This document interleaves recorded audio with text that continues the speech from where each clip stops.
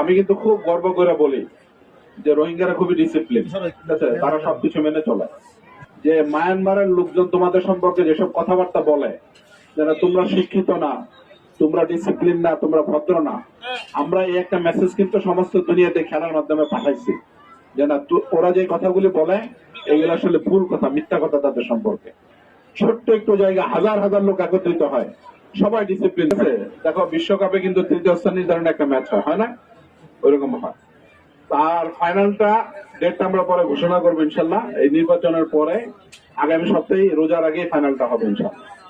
তো এইটা সবার কৃতিত্ব, যে একেবারে সেমিফাইনাল আসতে পারে নাই, কোয়ার্টার ফাইনাল আসতে পারে নাই, তারও এখানে অবদান আছে, তার অবদান আছে, সে অংশগ্রহণ করছে। এবং তোমরা আজকে এটা সুন্দরভাবে শেষ করবে, এটা হলো তোমাদের কাছে আমাদের চাওয়া। এবং তোমাদের বিষয়ে যেন কেউ বলতে না পারে যেন রোহিঙ্গারা গন্ডগোল করে। এইটার যে সুনাম আছে, এই সুনাম রক্ষা করার দায়িত্ব কিন্তু তোমাদের। এবং দেখবো যে এইটার জন্য আমরা ভবিষ্যতে আরো সাপোর্ট পাবো ইনশাল্লাহ। তো সেটা কিন্তু নির্ভর করে যে আমরা এখন কেমন আচরণ করছি। তো ঠিক আছে ইনশাল্লাহ, দুই দলের খেলোয়াড়দের প্রতি আমার বিশেষ অনুরোধ থাকবে যে তোমরা, আমি কিন্তু খুব গর্ব করে বলি যে রোহিঙ্গারা খুবই ডিসিপ্লিন, ঠিক আছে, তারা সবকিছু মেনে চলে। এবং এইটার প্রমাণও আমরা রাখছি। এই ধরনের একটা ফুটবল টুর্নামেন্ট হইলে কোথাও না কোথাও গন্ডগোল হইতো, ঠিক আছে, আলহামদুলিল্লাহ এখানে কোনো ধরনের কোনো গন্ডগোল হয় না, ঠিক আছে। তো তোমরা একটা সুন্দর খেলা উপহার দিবা, এটা আমরা আশা করি। সবার জন্য শুভকামনা রইল।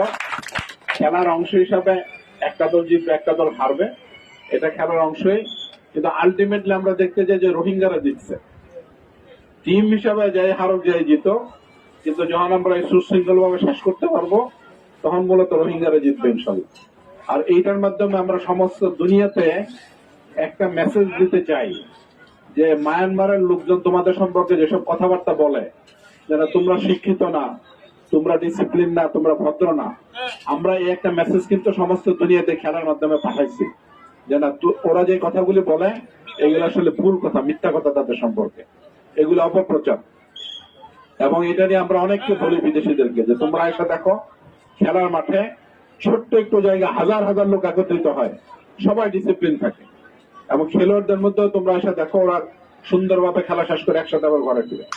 তো সেটা আজকেও থাকবে ইনশাল্লাহ, ফাইনালও থাকবে প্রত্যাশা রাখতেছি। তো ঠিক আছে, সবাইকে ধন্যবাদ।